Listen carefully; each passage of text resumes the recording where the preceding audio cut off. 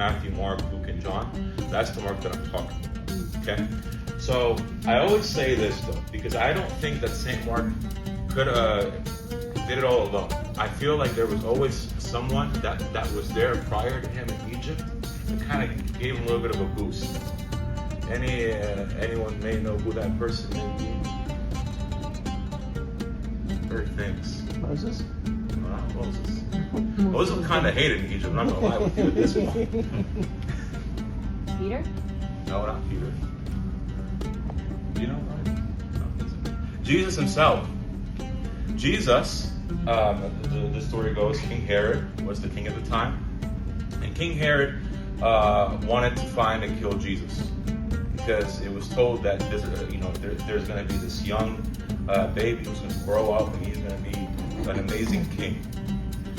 So he hears this and he goes, I got to kill all male children under 2 years old. And so this is in Bethlehem. Okay, so our journey starts in Bethlehem. Okay, so Archangel Gabriel comes to Joseph in a dream and tells him, hey, King Herod wants to kill Jesus. Take baby Jesus and his mother and go to Egypt. Okay, so that's what he does. So he starts up here. Okay, then he takes Mary and Jesus and he takes them down to this location right here, and it's called El Farma. Okay, and they stay here for a little bit, and they meet a farmer here. Okay, and this farmer had just planted some watermelon seeds when they met him. Okay, now they told him, look, there's going to be guards coming behind us because again they're wanted, right? At this point they're wanted. People, they're trying to harm them. So he tells them, look, there's going to be guards coming behind us. When they do come, we want you to tell them that you did see us, but when you planted your watermelon seeds. 3 days later, the guards do come and they ask about, have you seen these 3 people? And the farmer says exactly what he was told. He says, I saw them when I planted my watermelon seeds. Now, in 3 days, those seeds grew into fully grown watermelons, which is not normal because it takes a month for that to happen usually. Okay? So the issue is now the soldiers are here. Because it takes a month for watermelons to grow, they're thinking they got to be somewhere completely different. They've lost them. But in reality, they couldn't have gotten far. They're probably still here. Thinking about it, Joseph is an elderly man at this point. Mary is 14, 15 years old. Jesus is no more than 2 years old. So they're not going to get far. They're not going to sprint down to the edge of Egypt. There's no way. So that's a really cool miracle that happened that I always like to talk about. Now, their journey into Egypt continues, okay? And they come down and they stay in this monastery. It's called El Maharra Monastery, right here, okay? Everybody see that? El Maharra Monastery.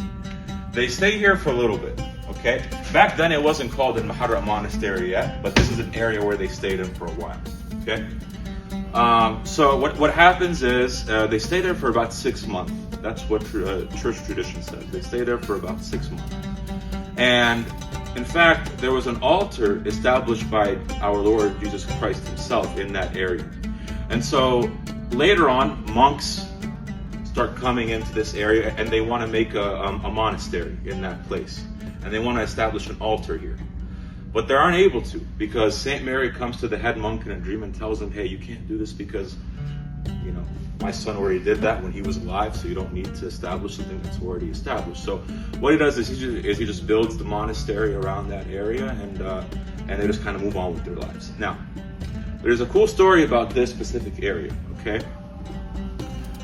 In the 1900s, they were trying to build satellites. Okay, because they're trying to advance things, get more technology, and be more connected. So they come to the monks and they tell them, hey, we need to build some satellites in this area. And the monks, of course, are very sad. They're like, so we've left everything. We left where all the buildings are, and we left everything, and we came to the middle of the desert, and you guys are still after us? Like, leave us alone. The construction workers tell them the reason why we need to build something here is because this is the dead center of Egypt. Now the monk hears this and he realizes something. Are you 100% sure that this is the middle of Egypt? He's like, yes. In the Old Testament, there is a verse that states, In the land of Egypt there shall be an altar for the Lord in the midst of the land of Egypt, in the dead center of Egypt. So without even knowing, there had been a prophecy that had been fulfilled that was 5,000 years old that nobody even knew had actually been fulfilled, because the guy doesn't know much of, simple people. They don't know much about geography or anything like that. So that's a really cool story that I like to talk about, because in the Old Testament, who were the Egyptians? They were people that believed in all these different weird gods, the sun god, the moon god, the eagle god, all these types of gods.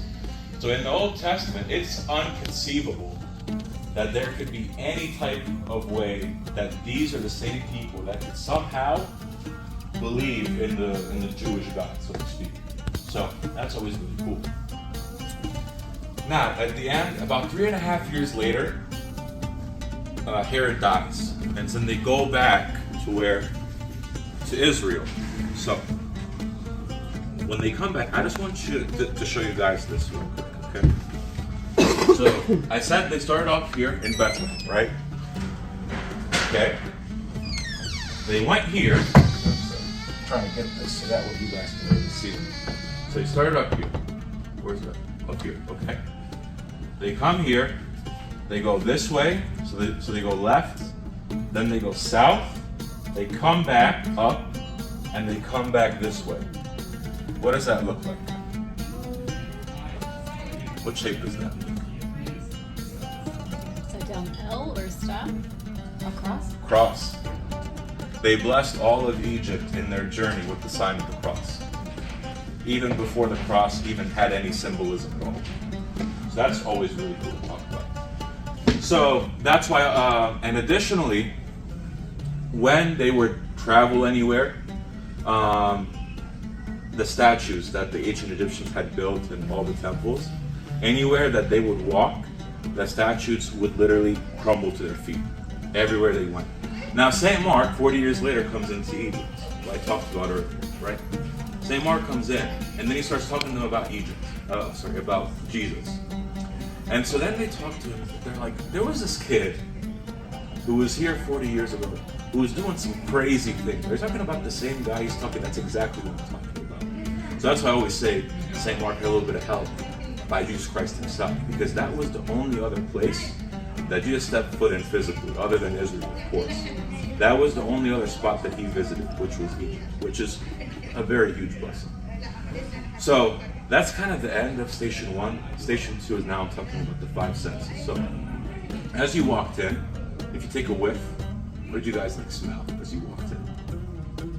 Incense, right? So as you walked in, you smelled incense. And the church does this, so that way when you walk into the church, you feel like you're in a different place. Like the outside world is something and the church is something else, right? And so that's like what me and my friends here, like that's what we associate with church. Like that's the church smell. That's the smell of church, I believe, sorry. Right? Other places, it may smell different, but so that way it kind of makes like a differentiation that this is something different. Now, as you continue to hear and listen, hopefully this works.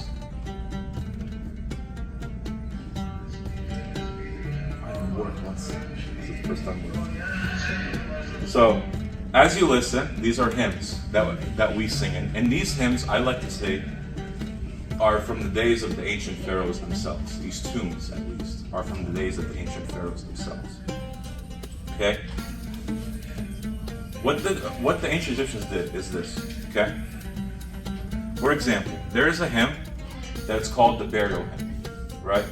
And they used to bury and they used to bury kings to this tomb, right? For example, King Tut, they buried King Tut to this tomb, right? And so what they did is they took the tune, slapped words about Jesus on it, and talked about Jesus, but in the same tune. So instead of talking about King Tut and how he's a great king and all the things he did, they talked about Jesus, but with the same tune. There's another hymn that they used when a king is walking in, right?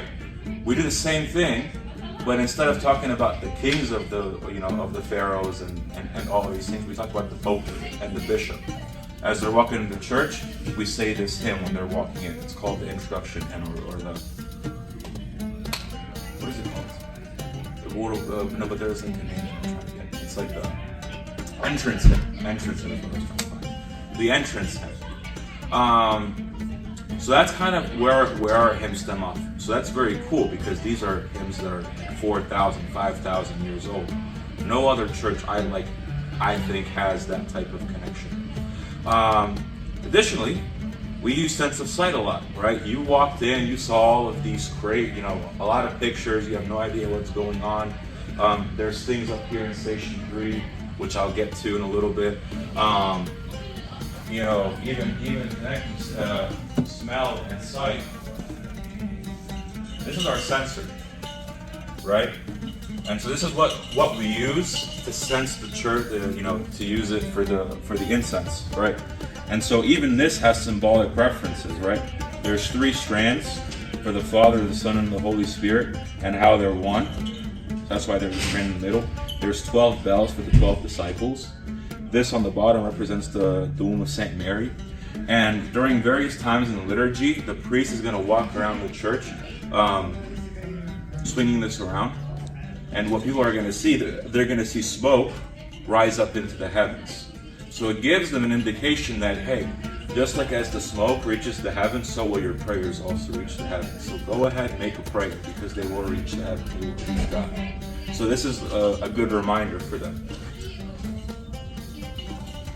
Additionally,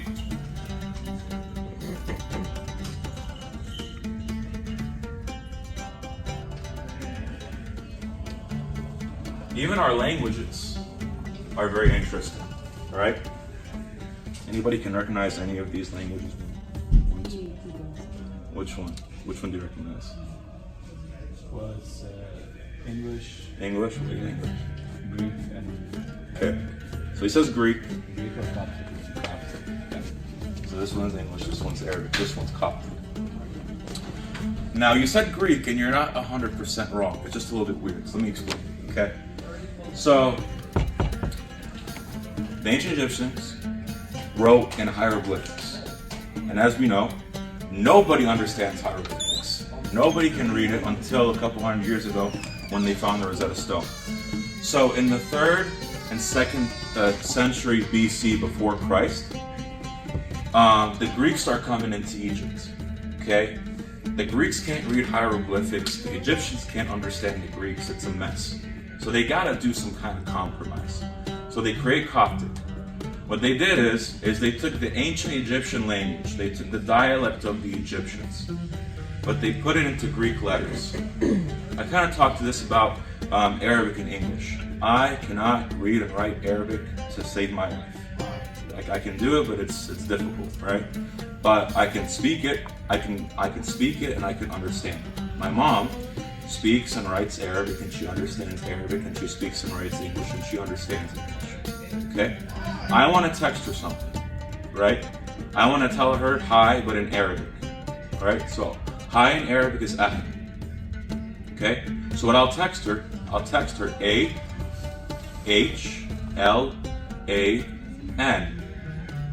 That's what they did. They did the same things, but instead of Arabic words and English letters, they did ancient Egyptian words, but in Greek letters. And that's where the name Coptic comes in. And so that's what Coptic is. Coptic is literally Egyptian. When you come into a Coptic Orthodox church, it literally translates to Egyptian Orthodox Church. That's what Coptic is. Coptic is Egyptian. Now, where does Arabic come into the picture? In the 5th and 6th century, Islam started getting more attention and popularity, and the Muslims started going into various parts of the earth, right? And they came into Egypt. Now, when they did that, they brought their influence along, and then the Copts who were in this area, are they going to just abandon Coptic, everything that they knew? No, they're not going to abandon Coptic. They're going to adapt. So now they do Coptic and Arabic, right? They didn't change anything. All they did was they adapted. Then, in the past couple hundred years, people left Egypt and they went to various parts. For example, we came to America. Another person might have went to France. Someone else might have went to China. I don't know. right? Various parts. And so now what are they going to do? Are they going to forget about Coptic and Arabic? No, they're going to add on that third language. So now all of their tunes and all of their Bible and all of their prayers are in Coptic, Arabic, and English. So in our liturgy, we say all three. Every single day, all three. Talked about sight, talked about smell. Let me talk a little more about sight. So sight, you walked in, you saw a lot of pictures with a lot of cool story, a lot of details, and you're like, who are these people? What are their lives like? And we just got QR codes finally. I was waiting all day yesterday. It didn't happen, but we got it today. So under each picture, there's a QR code. If you guys would like to learn more about who each of these guys are, you can scan the QR code and learn more about their stories. But these are our saints. These are our church saints, and there's a great number of these saints. Like, these are just like 5%. Maybe like even 2% of the actual full saints of the church. There's so many. And so we use saints for their intercession. Some people, when they walk into the church and they see these pictures, they go, you guys are worshiping these people. We say, no, we're not worshiping them. We are using them for their intercession. These are people who have achieved their goal of reaching into heaven. And much like a deceased relative, right? When you have a deceased relative, you put a picture of them. Does that mean you're worshiping that person? No. It means that you are missing them and you are remembering them, and you may be even asking them to, for their prayers up to God. And we do the same thing with these wonderful saints. And you guys at the end can take pictures of them and scan the QR codes if you would like. Touch is the next sense that we talk about. So you can come into church, there's a lot of things that you can put your hands on. Of course, like the pictures up here, people come in and they, kiss them and they, take their blessings. Additionally, there's a part in our liturgy where we say greet one another with a holy kiss. So when this happened, we'll make the shape of a dove. Why a dove? Any guesses? That's cool. What does a dove represent? Peace, right? So we'd make this sign and then we would do this. There we go. And so we do that. So that means if me and if me and Adid were in any type of way like hating each other, or we had any problems, we can't have any more problems with each other anymore, because when you come into church, you're supposed to have peace with everybody. So I would do this with Adid, and then Adid would do this with the next person, and this would, if I'm in the front of the church and someone's in the end of the church, it's like a cascade. It's like everybody's doing it with everybody else. So that means if I had a problem with Mina back there, say hi Mina, this is Mina. If I had a problem with Mina and I'm up here, I did this sign of peace with the next person, but it keeps going back. So now me and Mina, even if he's all the way down in the back of the church, me and him have to have peace with each other. I can't hate him and he can't hate me, because God not only told us to love our friends, but also our enemies. That sense of touch. Now I'm going to talk about sense of taste up here a little bit, and I'm going to talk a little bit more about sense of sight up here. So I'm going to have you guys come up and join me at the front of the the order of our liturgy and what each thing is used for. Okay? So first things first, we have this curtain. Unfortunately, I'm not a priest, so I cannot open this curtain for you guys, but behind this is our altar. But what I went ahead and did is I took everything that's outside the altar and I presented it here for you guys, how it will be presented. Okay? So when the priest walks into the church, first thing he does is he opens this curtain. How he does that is he uses the cross. Okay? Because the cross is the key into heaven. So behind this altar, the altar itself is heaven. Behind the curtain is the altar, and the altar is heaven. Everything behind the earth, behind the altar is earth. So through the cross, we are able to reach into heaven. So that's what that kind of symbolizes, which I was like to talk about. Then there's going to be a deacon.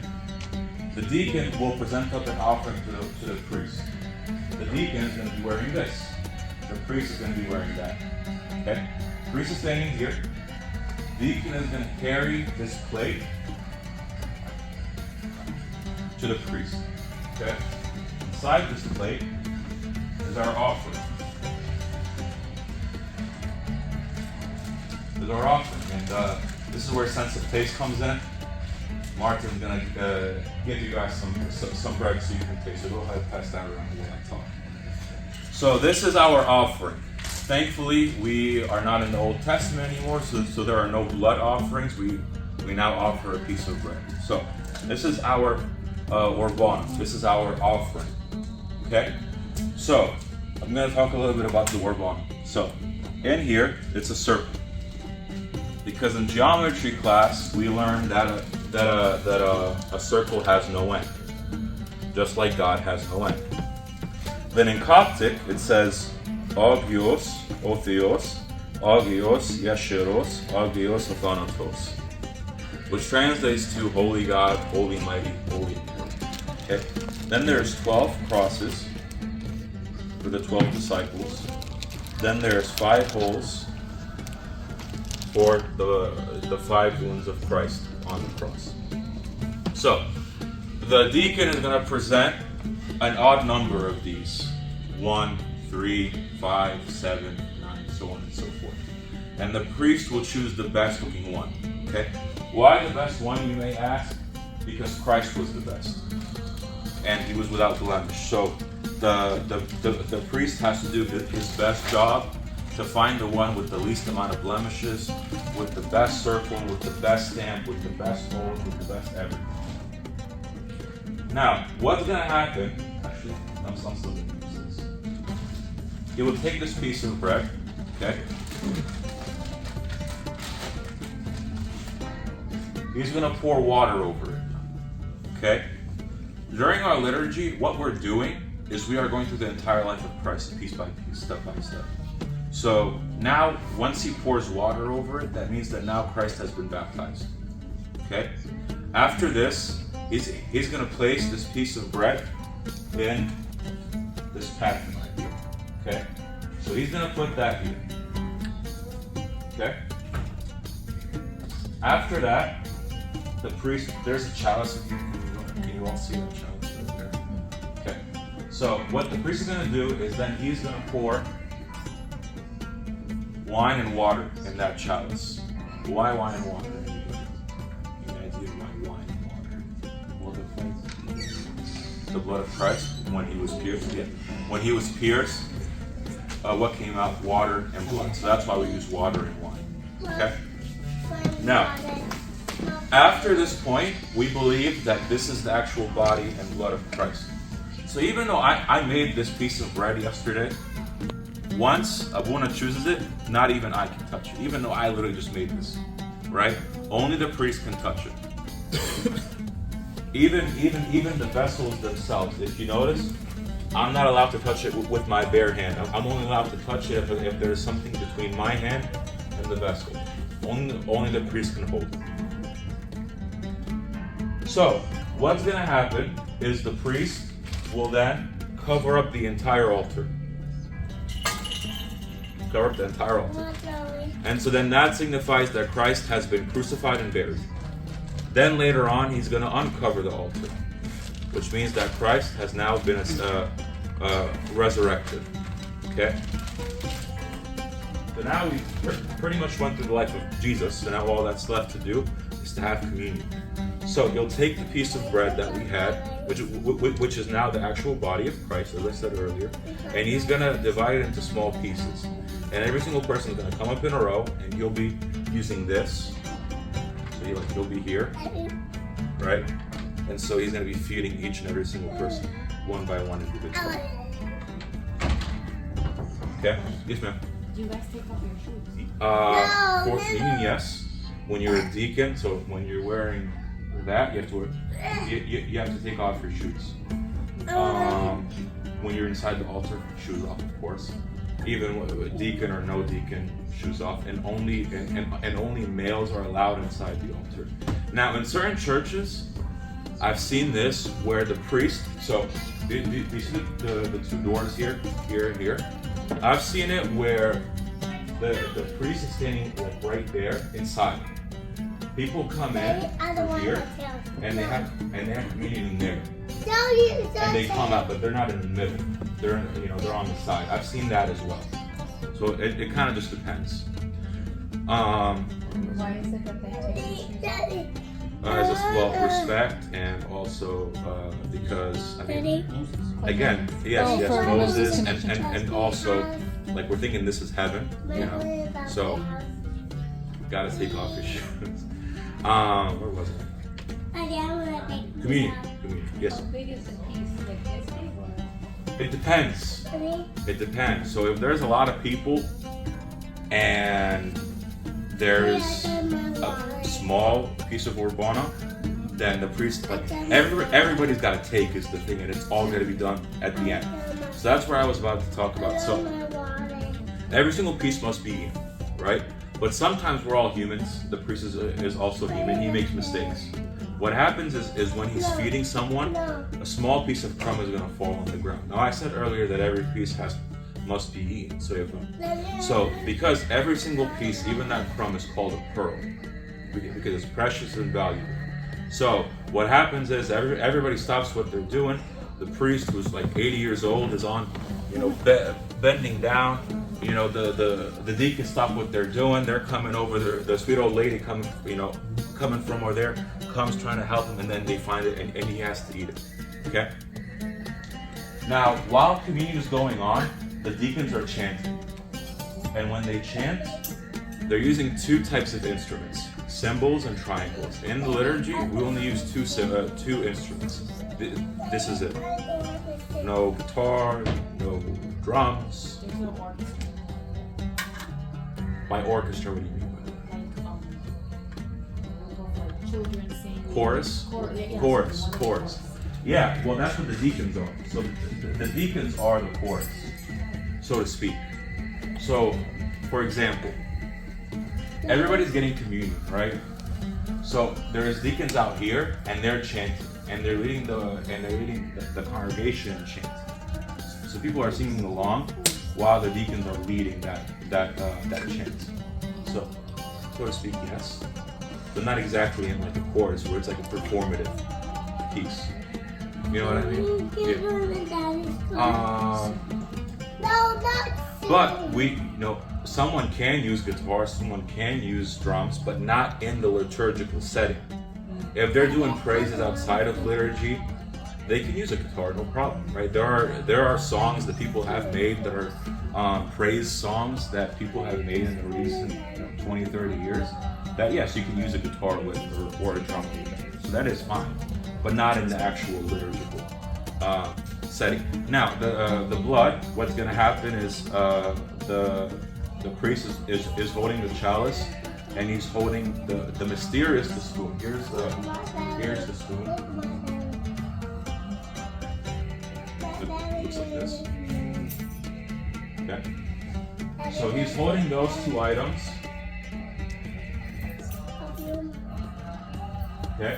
And he is pouring it into every single person one by one. Now, unfortunately, there is spillage that rarely happens, but it does happen. And when that happens, even if it's just a small piece of garment, that piece of garment is ripped off and has to be burned. If they spill on the carpet, they gotta cut off that piece of carpet and they gotta burn it. So, always careful about that. It doesn't happen.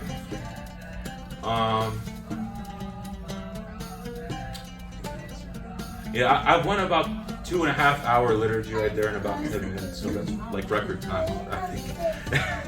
And that's pretty much like the end of this. Any questions? If you guys like any pictures, you guys, yeah. This. So this is what the deacon wears. This is what the priest wears in the actual liturgy. So like I'll be wearing this, but everybody else is wearing this normal clothes. Yeah.